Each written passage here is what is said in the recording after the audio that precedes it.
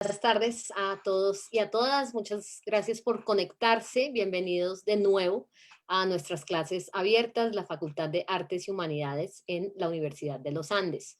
Mi nombre es Patricia Salamea, soy la decana de la facultad y estoy aquí para saludarlos, darles la bienvenida. Como pudieron ver en el video de bienvenida, estábamos mostrándoles algunas imágenes de nuestro campus y en particular del Departamento de Arte, puesto que nuestros invitados especiales de hoy para las clases abiertas son los profesores, pues primero Carolina Cerón, quien va a moderar,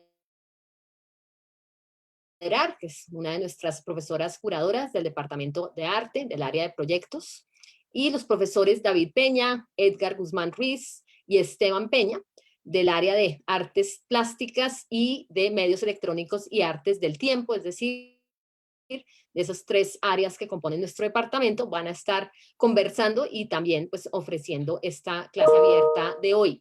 También quisiera invitarlos muy especialmente a que nos sigan toda esta semana. Vamos a estar aquí de lunes a viernes de 4 a 5, hablando en los días que vienen entre literatura e historia del arte mañana, el miércoles desde la historia del arte, el jueves en música con Carolina Gamboa, la directora del departamento, que también va a estar conversando con varios profesores del departamento, y el viernes con Omar Rincón, una clase abierta que se llama No es la tecnología, es la narración, de nuestro programa de narrativas digitales y del Centro de Estudios en Periodismo. Es decir, esta semana vamos a dar un panorama y una perspectiva muy amplia de esos quehaceres de las artes y las humanidades en nuestra universidad, pensando pues en un público amplio y pensando también en qué significa pues hacer artes y humanidades ahora en el siglo XXI. Así que de nuevo, muy bienvenidos y les doy la palabra a nuestros profesores a cargo de la clase de hoy. Los seguiremos viendo y esperando y bueno, como siempre, pueden hacer preguntas por el chat o alzar la mano. Aquí se puede hacer esto en Zoom. También, pues, bienvenidos a prender sus cámaras y abrir los micrófonos. Adelante entonces, profesores. Muchas gracias por estar aquí hoy. Vale, muchas gracias Patricia por tu tiempo y por estar aquí y hacer esa presentación. Muy chévere. Bueno, una precisión es que quien va a ser el moderador soy yo y Carolina Cerón va a ser una de las personas que va a hacer una de las presentaciones de creación. En esta primera charla que queríamos hacer de arte, invité a estos tres profesores y creadores a que nos hablaran un poco de su vida profesional, un poco más allá de la vida académica, porque los profesores de la Universidad de los Andes tenemos una particularidad y es que también funcionamos más allá de la academia y más allá de las clases. Entonces, en este sentido, pues está Edgar Guzmán Ruiz, quien es, además de ser profesor, es un artista muy activo. Él trabaja con espacios independientes, trabaja en el área de escultura y trabaja, digamos, como proyectos que ya veremos más adelante. Él está en el área de artes plásticos y va a hablar desde el área de escultura. Él va a ser nuestro primer ponente. Después seguiría David Peña, quien trabaja con medios electrónicos, a veces un poco con escultura y a veces un poco con una parte bidimensional, pero siempre pensando, digamos, como en una lógica como computacional, aunque David nos explicará un poquito mejor y no tan general como lo estoy poniendo yo, seguramente lo pondrá en mejores palabras.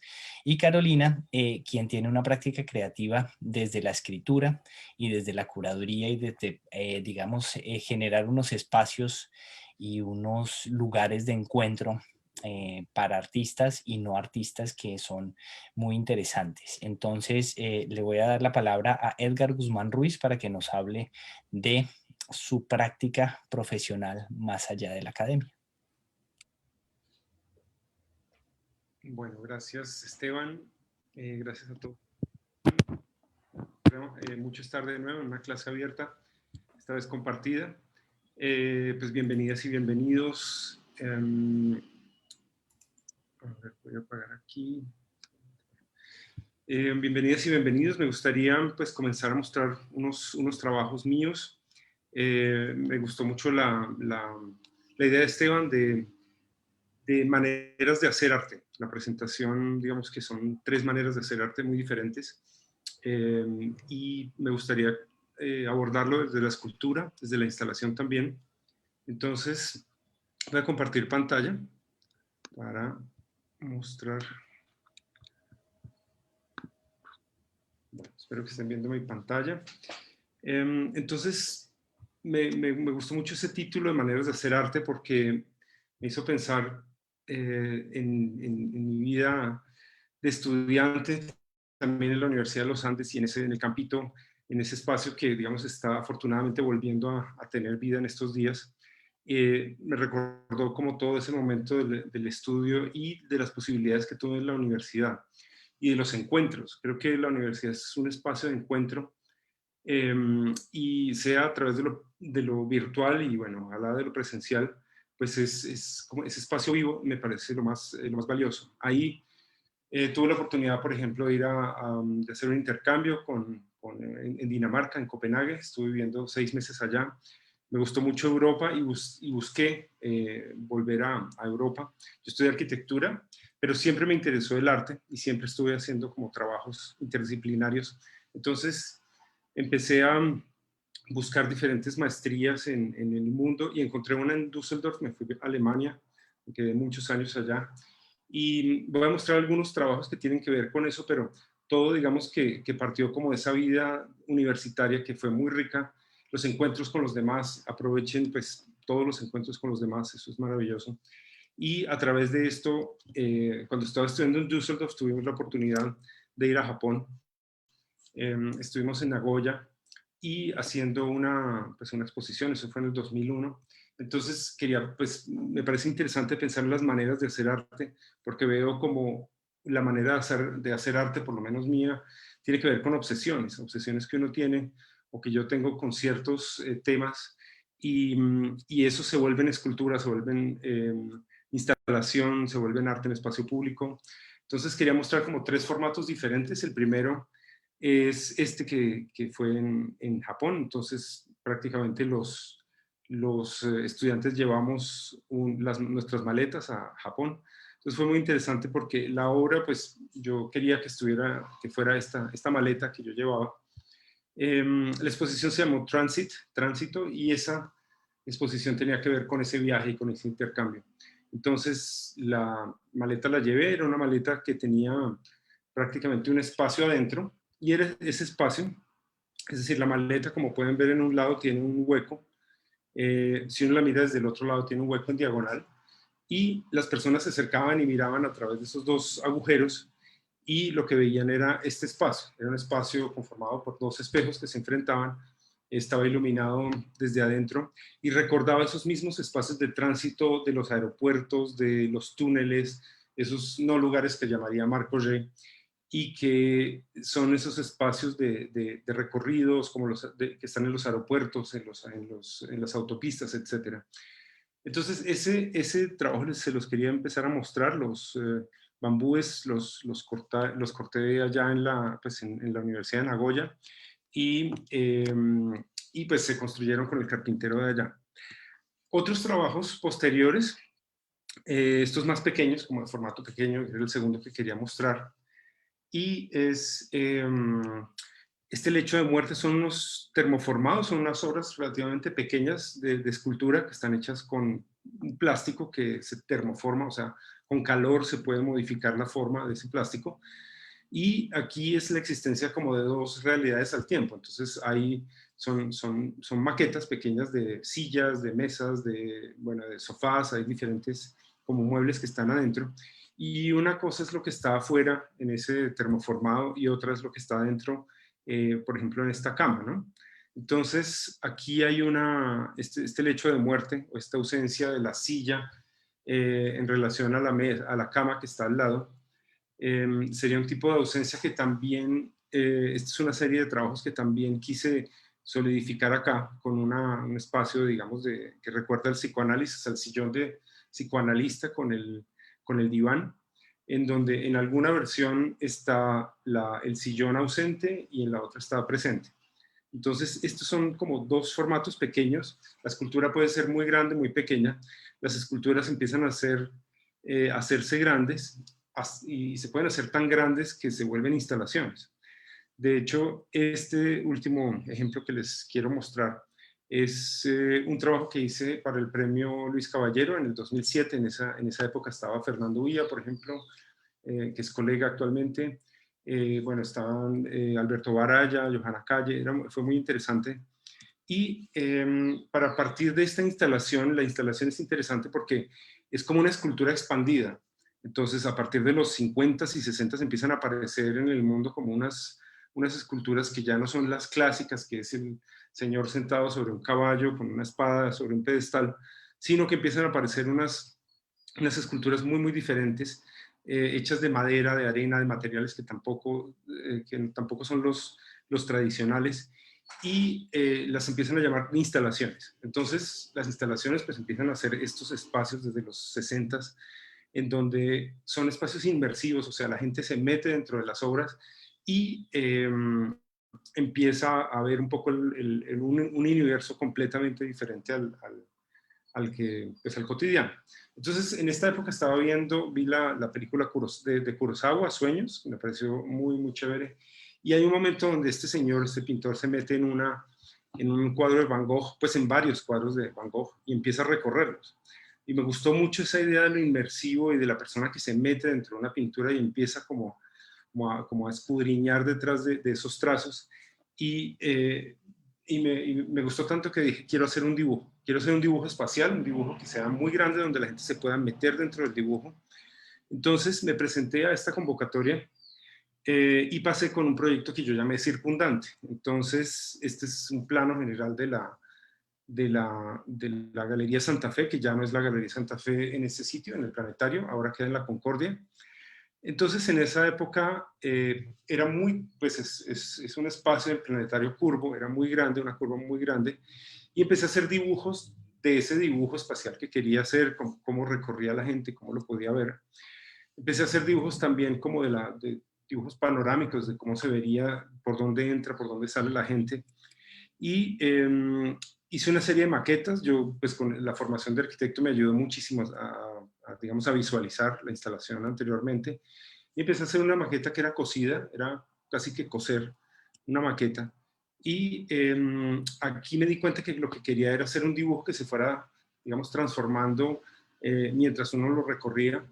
Empezaban con unas líneas verticales por un lado y casi horizontales por el otro, y se iba inclinando poco a poco. Entonces las maquetas me ayudaron mucho. Incluso tomé fotos, pues me tomé una foto desde atrás, me imprimí así pequeñito, a ver cómo me veía yo adentro de este espacio para tener una idea. Aquí digamos que pues eso es cosido, son hilos, entonces esto es otra escala diferente. Pero la idea era ver cómo una persona se puede meter dentro de un dibujo, ¿no? Entonces hice una serie de planos ya más específicos, más arquitectónicos, con una ayuda de software. Y con base en esto, pues empecé a armar ese trabajo, y ese trabajo, pues la gente recorría solamente el centro y el resto de los espacios, digamos, podía acceder solo visualmente. Coloqué espejos a ambos lados y hacía que esos espejos hacían que se repitiera el espacio. Este era el espacio de entrada, o sea, apenas uno accedía a la sala, uno veía pues este espejo que se repetía al otro lado. Y mientras uno avanzaba, percibía como las líneas que estaban a la derecha se iban inclinando poco a poco y las de la izquierda se iban elevando también poco a poco. Entonces, como era un espacio curvo muy grande, pues uno no podía, era más o menos 53 metros, uno no podía ver el otro lado de la exposición. Entonces, esa idea de recorrerlo me gustó mucho, y la idea fue dibujar con estos cordones, ¿no? Entonces, prácticamente es un dibujo en donde las líneas del lápiz son las cuerdas, son cuerdas de nylon que están tensadas, y el papel es el piso, las paredes y el techo. Entonces, la gente podía ver desde el otro lado esta perspectiva, y pues el dibujo se transformaba, ¿no? Desde un lado era una perspectiva, desde el otro era otra. A veces la gente se metía debajo del dibujo. Las sombras empezaban a ser como otra parte del dibujo, como un segundo dibujo en donde se podían, digamos, estos hilos eran como otro dibujo que aparecía debajo.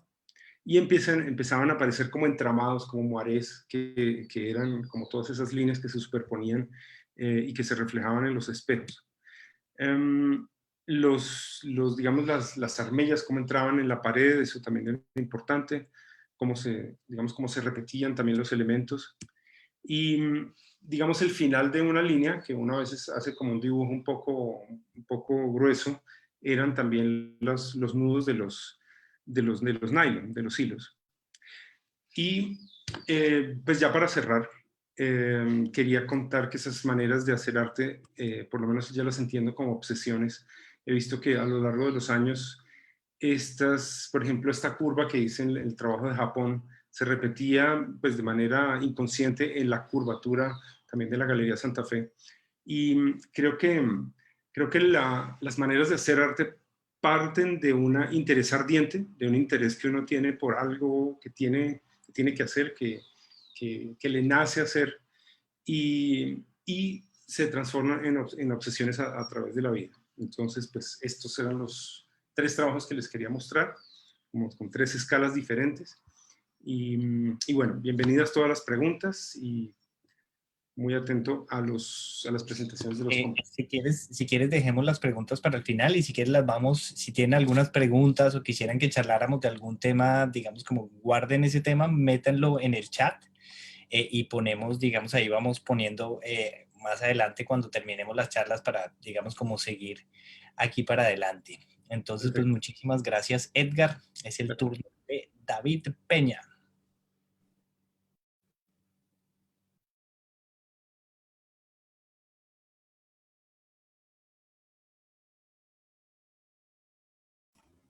Aló, ¿me escuchan? Listo.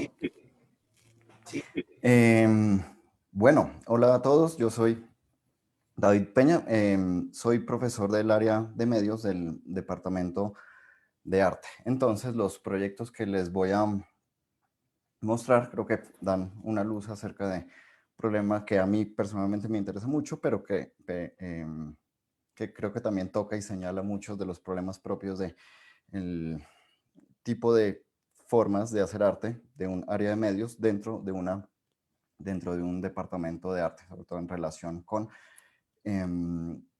los problemas propios del área de proyectos y los problemas propios del área de plásticas.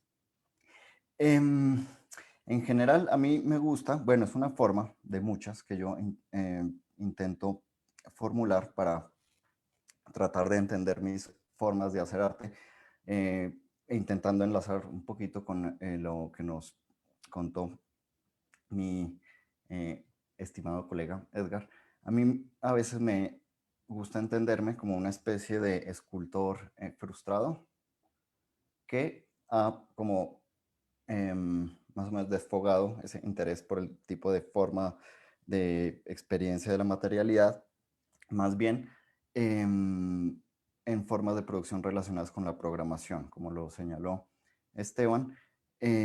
Una forma de tratar de entender lo que yo hago es usar como lógicas muy propias de la computación y de la programación como para producir resultados que tienden más a lo plástico o que tienen, digamos, formatos o materialidades más convencionalmente plásticas.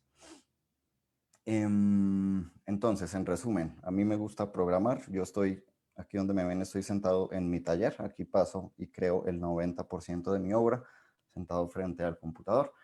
Pero entonces vamos a ver 2 proyectos que surgen como de lógicas muy propias de programas o de programas de computación, de datos y algoritmos, pero que generan tipos de piezas más orientados o más convencionalmente de otros tipos de producción artística. Entonces el primero del que les voy a hablar se llama esfera celeste invertida. La esfera celeste, aquí estamos viendo un ejemplo, es una abstracción como geométrica, es como un mapa, no es como, es un mapa de aquello que se ve en el cielo nocturno proyectado sobre la superficie de una esfera. Es un tipo de convención, digamos, cartográfica muy interesante porque se construye a partir como de una limitación de la visión humana, y es que los digamos, cuerpos celestes, los planetas y las estrellas, están tan lejos que el ojo humano no alcanza a distinguir información de distancia, a diferencia de las cosas que están más cerca, como las cosas que están en mi escritorio, que yo puedo medir cuáles están más cerca o más lejos. Las estrellas están tan lejos que todas parecen que estuvieran igualmente lejos. Es por eso que los mapas estelares son una esfera, a pesar de que está perfectamente ya establecido que las estrellas se distribuyen como en las tres dimensiones. Entonces yo alguna vez me encontré con una base de datos, es decir, una lista de estrellas fundamentalmente, que era muy interesante porque era totalmente textual. Ahorita vamos a ver un pedazo de esa base de datos, el cual listaba qué tan brillante es la estrella y su posición en la esfera celeste. Además, como las estrellas son tantísimas y las bases de datos tienen que ser limitadas, hay que cortarla en un punto, la parte donde cortaban esta lista de estrellas era listar solamente aquellas que se pueden ver en teoría a simple vista. A mí me gustó mucho, me parece como muy poético, como una estrategia puramente informacional, como que es algo en general bastante inhumano, como los datos puros, sobre algo extremadamente lejano y grande, como es pues los cuerpos celestes, pero que al final se medía con una, llamémosla, particularidad muy humana, que era la agudeza visual. Entonces a mí se me ocurrió, esta es la base de datos, cada línea describe a través de números e información, digamos, dura, una estrella. También me gusta mucho como esta doble tipo de experiencia, ver las estrellas en directo es como algo tradicionalmente como conmovedor, lo conecta a uno como con una idea de humildad, de escala, es como una experiencia que casi todos hemos tenido, todos espero, pero que también se puede asumir de una forma como estrictamente numérica. Entonces lo que yo hice fue escribir un programa de computador, de este tipo de cosas, que tomara esos datos, es decir, esa información, digamos, numérica, objetivizante, y mi objetivo era intentar agarrar esos números y volver a darles como una especie de cuerpo. Entonces hice inicialmente este tipo de cosas. Hablando de obsesiones, yo llevo con este proyecto, creo que cumplo 11 años trabajando con esto. Es que a mí no me rinde mucho. Entonces yo generé este tipo de imágenes, se llama esfera celeste invertida, pues no solo porque es una esfera celeste que invierte la convención de color, es decir, el espacio vacío es blanco y las estrellas son negras, sino que el brillo de las estrellas, que es una característica puramente visual, se traduce en el tamaño de las peloticas, digamos, que representan cada estrella. Eso es información visual, pero también muy táctil. Ese es el problema de este proyecto y de varias obras y proyectos derivados. La idea de tomar información visual, volverla a datos y esos datos intentar comprenderlos o explicarlos a través del tacto. Algo así como una especie de mapa de las estrellas para el tacto. Eso no me lo inventé yo, hay como esta idea que viene como de tradiciones muy largas, es muy bonita, es un atlas sosteniendo la esfera celeste. Es una imagen muy chévere, muy, muy sugestiva porque la esfera celeste es una abstracción, eso es como una herramienta totalmente matemática, ¿no? Es decir, es como cuánto pesa un número, cuánto pesa una tabla de Excel. Pero esta figura está como físicamente oprimida, está experimentando como a través de su carne, sus huesos y su músculo el peso de esta imagen. Yo no he tenido la oportunidad de ver esto en persona, pero creo que está en la fachada de la alcaldía de Ámsterdam. Bueno, entonces a través de varios medios digitales en la contemporaneidad, digamos, hay una Hay bastantes desarrollos tecnológicos, esto es una impresión 3D, que permiten como tomar datos como figuras, formas computarizadas y llevarlas como a la fisicalidad. Este es un primer prototipo que hice hace ya varios años, una versión de la esfera pequeña, pero varios desarrollos de este proyecto se han ocupado como de intentar producir este tipo de objetos. También hay, bueno, aquí no se ve bien, voy a poner el clip de video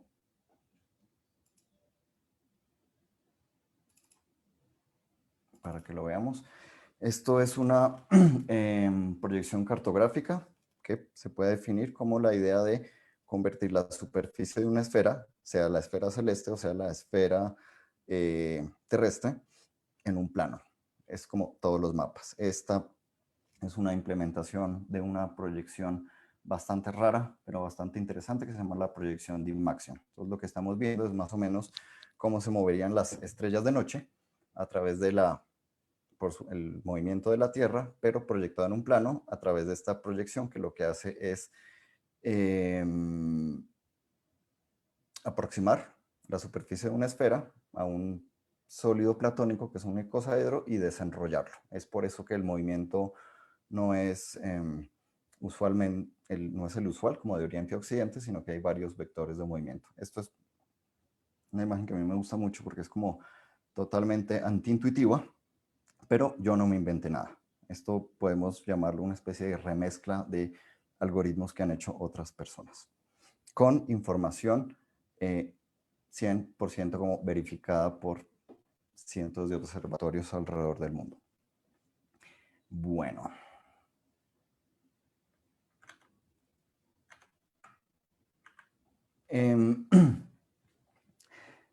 Como yo he estado trabajando en este proyecto, mi plan o uno de los planes era como hacer esculturas para sala de exhibición normal, pero ahorita como con la contingencia, digamos, de la pandemia, en las cuales estaba como difícil producir, no hay mucha actividad, ahorita se está reactivando, pero en galerías, y también a mí me tocó repensar profundamente este problema, porque si yo quería hacer como esculturas que la gente tocar cosas es el tipo de experiencia que está como muy vetada hoy en día, ¿no?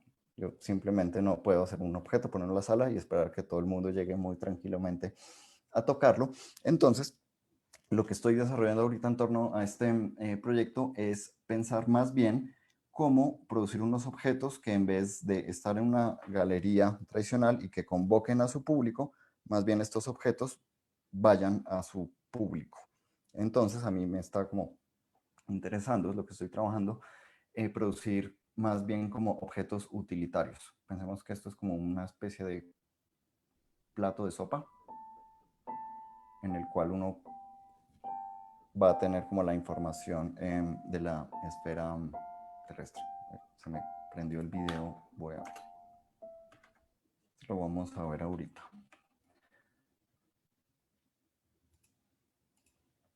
Entonces, la escala, digamos, del tipo de objetos que voy a producir cambió. Ahora, en vez de intentar hacer cosas muy grandes, voy a intentar hacer como lo que se llama múltiples, que son, bien sea bidimensionales u objetos que se puedan como copiar fácilmente para que circulen de otras formas.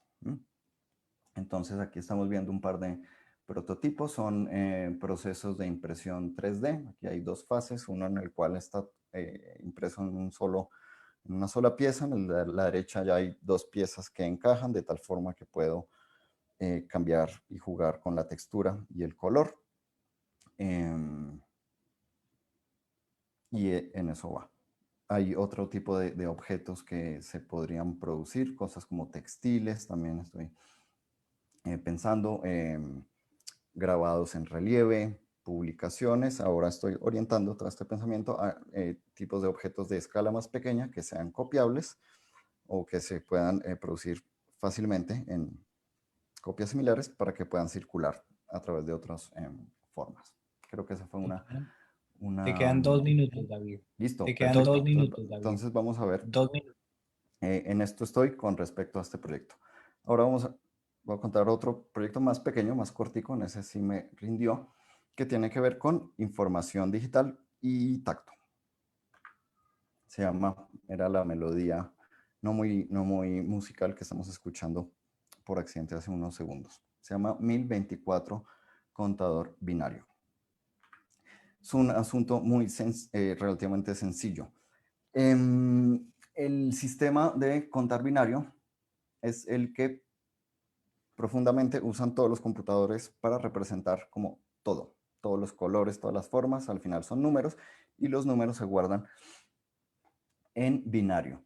Entonces, de lo que se trata este proyecto es de pensar como el problema fundamental, digamos, de contar cosas, que uno usualmente puede asumirlo, y esto es un problema como de matemáticas y de representación, contar como con los dedos 1, 2, 3, 4, 5, 6, 7, 8, 9 y 10, pero si uno asume que cada dedo tiene dos posiciones posibles, que es extendido y replegado, digamos, en el puño, cada dedo puede representar un 0 o un 1, de tal forma que uno con una sola mano puede contar hasta 31 en binario y con las dos manos, o sea, con 10 dedos, uno puede contar hasta 1024. Eso no me lo inventé yo, hay gente que hace como experimentos en ese sentido. Esto me lo encontré hoy, me gustó mucho porque como que aclara bastante de cómo se puede contar con los dedos hasta 31, pero el GIF de la izquierda me gustó porque es como muy claro, pero también como muy monstruoso, ¿no? Una mano humana no se mueve así. Entonces a mí me interesa mucho este problema como de qué pasa con esta información numérica, con estos datos, cuando se relacionan con el cuerpo humano, ¿sí? Con la habilidad, con la precisión o falta de ella, de la musculatura, con la piel, etc. Entonces, lo que yo hice, y en lo que finalizó esta pieza, fue que yo traduje un contador binario en una partitura musical para ser interpretada sobre un piano. Entonces, es una pianista contando hasta 1024 con sus dedos sobre un teclado de piano. Entonces, esta fue la partitura que yo hice en el computador, se la ofrecí a una colega artista que es música también.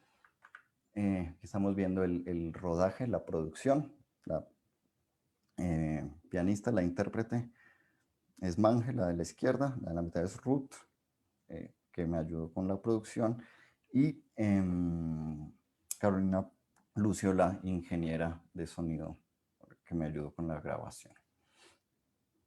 Entonces, para dar los debidos créditos, a pesar de que no es una foto muy favorecedora. Aquí está como establecimos el rodaje. Y ahora, ya para cerrar, hasta donde nos aguantemos o hasta donde me corte Esteban, porque el video es largo, aunque es muy homogéneo, entonces no importa verlo todo.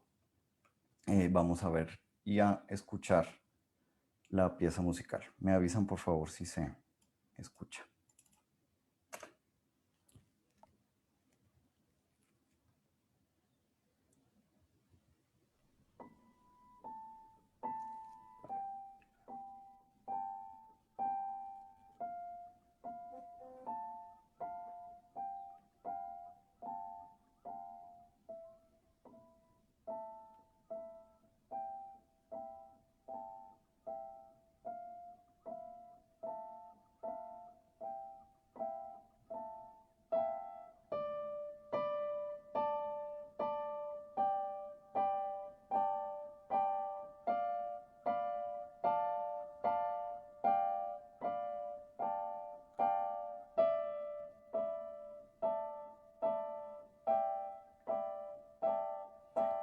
El video dura 12 minutos, es todo así, no es nada musical, a pesar de que Manje hizo lo mejor que pudo con su talento para darle algo de musicalidad y expresividad a esta información que era como totalmente plana y poco agraciada.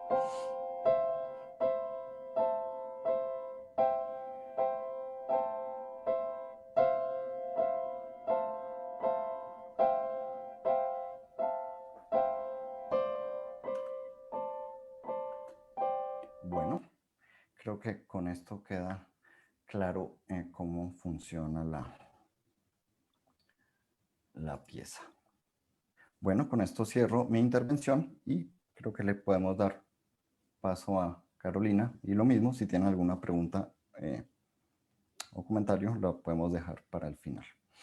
Claro que sí, muchas gracias, David. Bueno, claro que sí, muchas gracias, David. Bueno, Esteban, se te repite todo lo que dices, no Esteban, se te repite.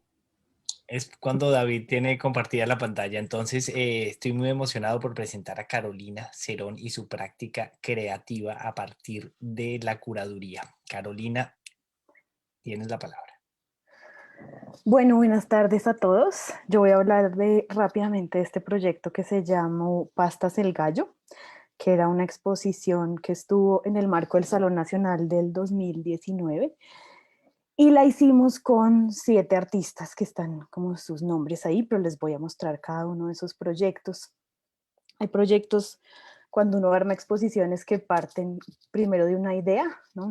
Uno piensa como una estrategia para hacer una puesta en escena, si se quiere, pero curiosamente surgió al revés, porque pensamos primero en el edificio y el eje de toda la exposición era precisamente el edificio. Entonces y bueno, esta curaduría la hice con mi colega William Contreras. Y esta es una fábrica de pastas que nos encontramos en este edificio, en una especie de ruina muy extraña en la Plaza España. Y no la encontramos porque una de las artistas, que se llama Linda Pongutá, vive por esta zona y empezó a pasar como buscando un lugar que fuera un taller donde eventualmente pudiera ser una exposición, y a ella le gusta mucho como pensar la relación de su obra con los espacios, y entonces empezó a merodear y se dio cuenta que aquí detrás había un parqueadero y dentro del parqueadero había un taller de metalurgia, y empezó a conversar con el señor del taller y el señor le soltó el teléfono del dueño. Linda cogió el teléfono del dueño y fue a echarlo al dueño para que le prestara el espacio como taller por un tiempo. El dueño accedió, pero después como que no le pareció tan chévere que fuera gratis, y entonces empezó a cobrar. Y entonces Linda nos llamó y nos dijo, está este espacio que es muy extraño, ¿por qué no hacemos algo acá? Y se nos ocurrió hacer esta exposición que pasamos como un proyecto y nos ganamos una beca para que hiciera parte del salón. Pero una de las primeras preguntas que nos hacíamos era, ¿cuál es la historia de este edificio? ¿No? Como que, ¿qué pasa en esta zona? Y nos empezamos a preguntar qué era lo que había detrás de toda esa memoria que encerraba este lugar. Y empezamos a descubrir cómo, por ejemplo, la Plaza España, ¿no? Como esa localidad de los mártires que cuando fue creado estaba en la periferia de la ciudad, era las afueras, pero hoy en día era otra periferia en el centro de la ciudad, ¿no? Porque pues está asociada como a un lugar peligroso, a un lugar que está cerca al Bronx, ¿no? Como que había unas tensiones en ese territorio que nos interesaban mucho. Y esa Plaza España se llamaba antiguamente la Plaza de Maderas, porque era el lugar donde se abastecía la ciudad para estufas y chimeneas, y donde había como una especie de intercambio de víveres, y entonces eso pues nos empezó a llamar la atención, pero luego había una relación con otros 3 puntos muy cercanos a la Plaza España. Primero estaba la estación de la Sabana, que se inaugura hacia 1889, y segundo estaba este segundo punto rojo que ven acá, que es la Iglesia del Voto Nacional. Y claro, empezamos a encontrar que la razón por la cual había fábricas en todo este lugar tenía que ver con la inauguración de la estación de la Sabana, porque era un lugar donde pues confluía una serie de intercambios. Llegaban los productos, generalmente de los campesinos de la Sabana de Bogotá, y aquí empezaron a haber fábricas de chocolate, fábricas de pasta, varias, esta no era la única. Y otra cosa que nos llamaba la atención, haciendo como una investigación de archivo, era la disposición de la plaza, ¿no? Que tenía que ver con este diseño que encontramos que aprobó la Sociedad de Embellecimiento de Bogotá, que después se va a convertir en la Sociedad de Mejoras. y que fueron quienes contrataron a este arquitecto Florence Claes, que era un paisajista belga, para que diseñara ese espacio y que tenía que ver con toda la entrada de la modernidad a la ciudad, ¿no? Y que acá, por ejemplo, la práctica de los famosos ropaviejeros de la Plaza España tenía que ver con los campesinos que llegaban de la estación de la Sabana y cambiaban en esta plaza eh, por comida o por un lugar donde quedarse a dormir su ropa, o al revés, sí había como un intercambio de ropa y de ahí venía como esa práctica de los ropaviejeros y empezamos a buscar más cosas del edificio y entonces encontramos esta imagen que nos bota un dato que nos parecía muy importante y es cómo esta fábrica se llamaba en sus inicios fábrica de pastas para sopa, ¿no? Y casi todas las fábricas de esa época eran para sopa, es decir, que la pasta no era algo como que la gente comía sola, ¿sí? No comíamos pasta, era un ingrediente más como el arroz a echarle a la sopa. Y eso nos parecía muy curioso y nos empezamos a preguntar como por esos aspectos de la comida, pues a la larga era como una fábrica de sopas.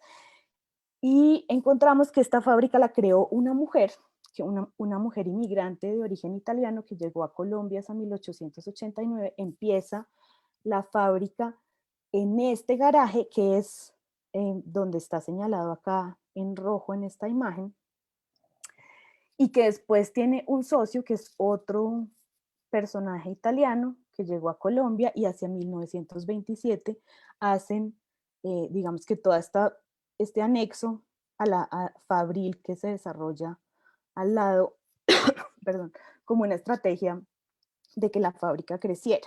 ¿Mm? Entonces invitamos siete artistas.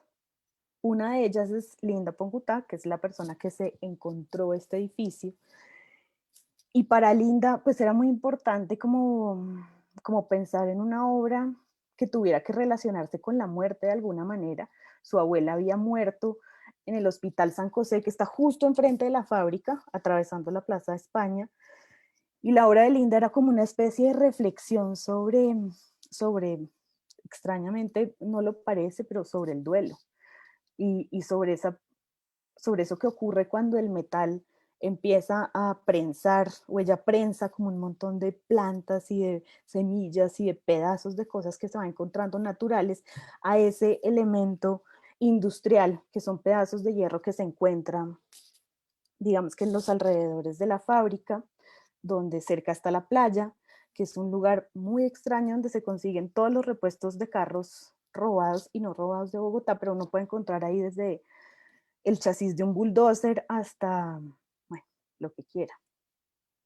José Sanín fue otro artista que invitamos. Quería decir que ninguno de los artistas vino con una obra que ya tuviera preparada. Los invitamos a todos a pensar en una obra que se relacionara con este espacio. Y este lugar, que es el primer sitio, el primer piso, perdón, la entrada principal, estaba lleno de basura de piso a techo. Era un depósito que tenía el dueño como de cuánta cosa se había encontrado.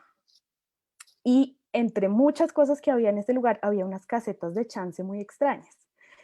Y José Sanín coge una de estas casetas y la convierte en esta máquina que hace un popó, que va saliendo, como pueden ver en este videíto que está acá, va saliendo poco a poco de la máquina y José se dedica a, mientras estábamos limpiando este espacio, José recogía basura de los rincones de este espacio y se inventaba como esta máquina que secretaba esta masa con harina y pedazos de escombros del espacio.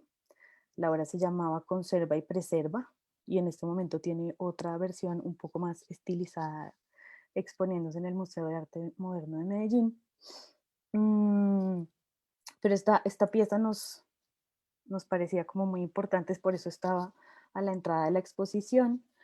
Por otro lado estaba esta escultura que hizo Sebastián Fierro, que se llamaba Juno y Canto, y Sebastián, yo siempre digo que él es un pintor que hace un montón de cosas más, pero quiso pensar en un formato escultórico.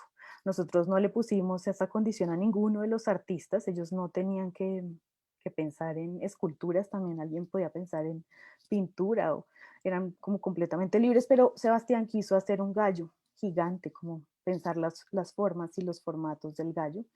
Y entonces está este gallo que bota agua por la boca y se convierte como en una especie de fuente.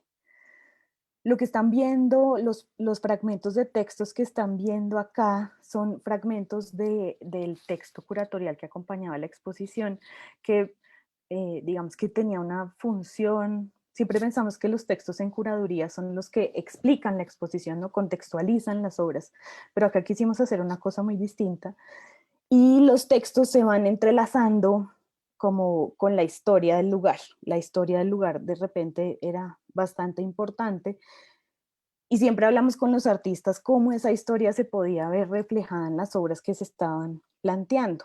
Esta obra de María Leguízamo, que se llama Ensayo de Transferencia, era una especie de tripa gigantesca que atravesaba todo el edificio y que tenía una voz que murmuraba adentro y hacía que esa tripa se moviera y respirara, ¿no? Y en algún momento pues se nos llenó de agua, empezó a botar gotas, pero era una pieza que salía del edificio, que se podía ver desde afuera y que al mismo tiempo recorría todas las obras.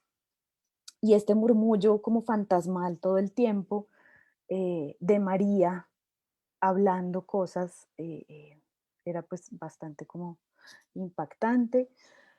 Luego está esta obra de Miguel Cuán, que trabaja con materiales que van a ser desechados, ¿no? Como pensábamos en esa idea de lo industrial y, y ese reciclaje y sobre todo el reciclaje que ocurre en ese lugar. Entonces Miguel también trabaja con recicladores que operan en toda esa zona de los Mártires y hizo varios talleres con varias personas que vinieron a ser parte de esta instalación y entre todos y bueno, bajo la dirección de Miguel se construía esta instalación que era muy extraña, tenía como era un poco miedosa y jugaba con la oscuridad del espacio. Esto se movía, jugaba con las sombras, jugaba como con una cosa muy siniestra. Dentro de la exposición. Luego estaba esta obra de Lina González que se llama Sociedad de Amigos de lo Ajeno.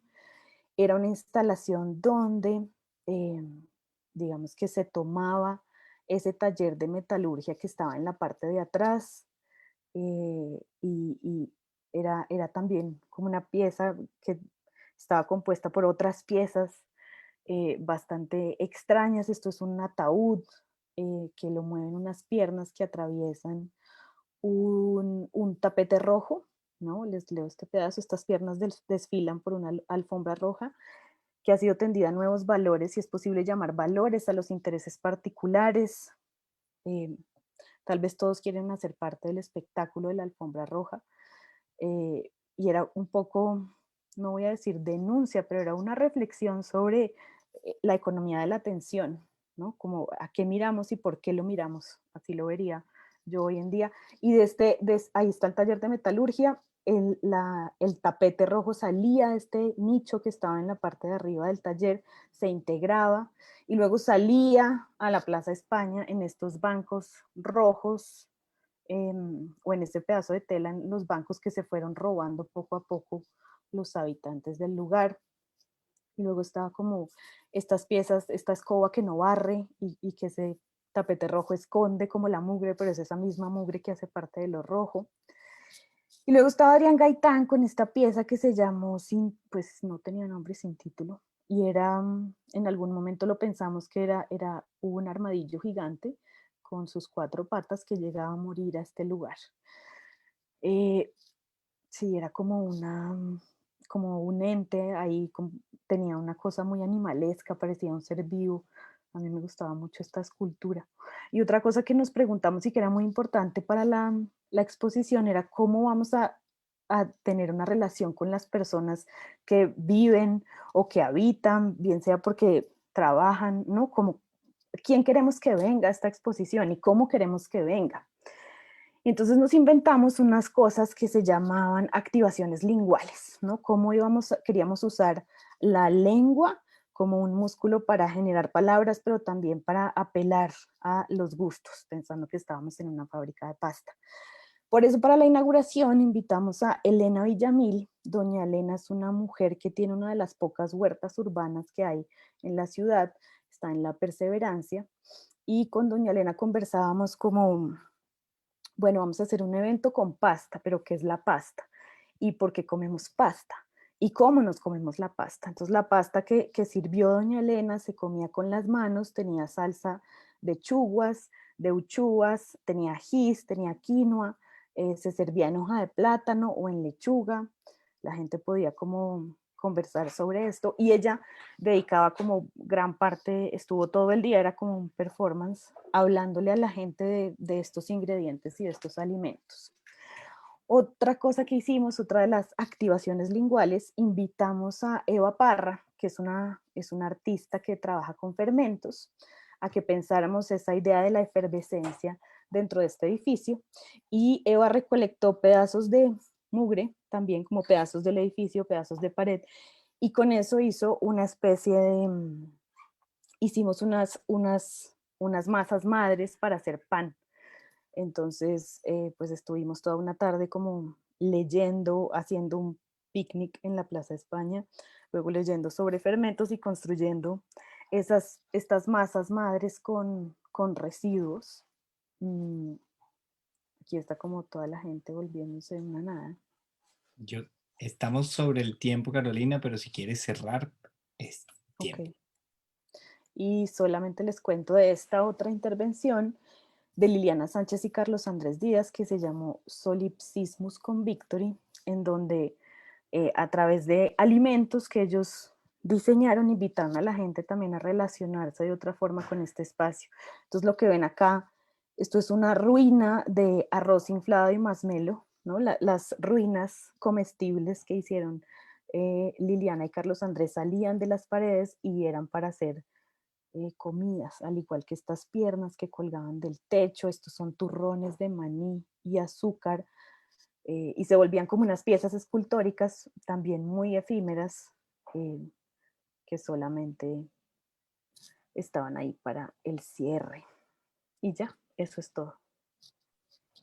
Bueno, muchas gracias, Carolina. Estuvo muy completa esa charla y además, pues como muy centrada en lo de Pastas El Gallo, que fue un proyecto de gran envergadura muy, muy chévere. Bueno, si nos vamos al chat, hay una pregunta para Edgar de Carolina y es si el proyecto de los dibujos espaciales de la Galería Santa Fe se ha puesto en otros lados o ese proyecto solo ocurrió ahí. ¿O qué ha pasado con eso?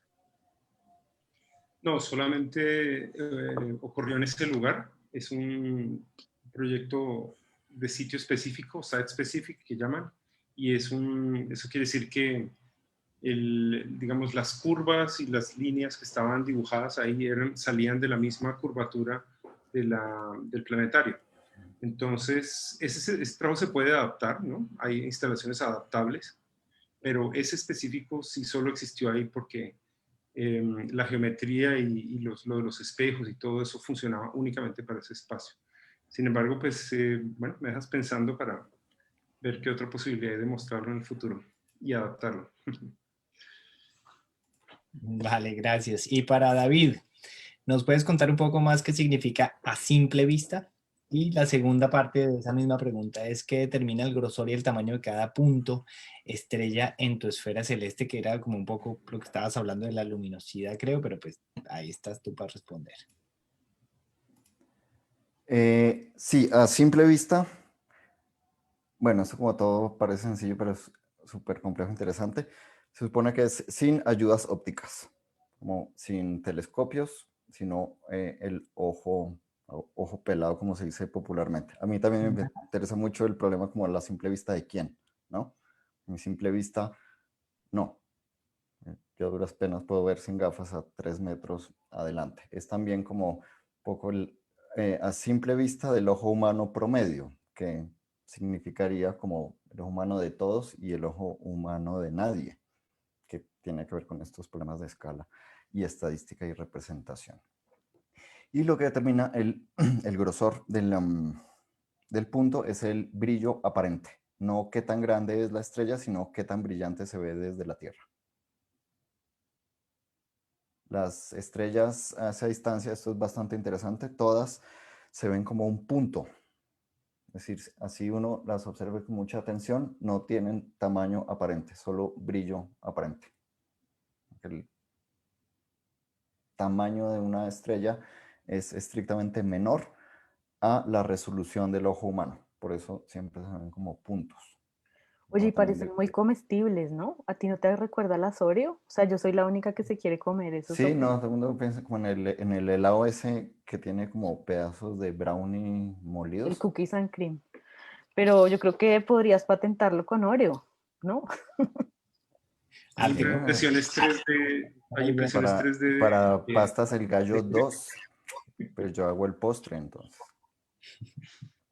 Sí, no, pero eso sería como una posibilidad porque ya fuera de chiste, este tipo de problemas son los los del proyecto, ¿no? Como cómo volver información, otro tipo de experiencias. Esa podría ser una, como volver una base de datos algo comestible y experimentable a través del sabor y de la...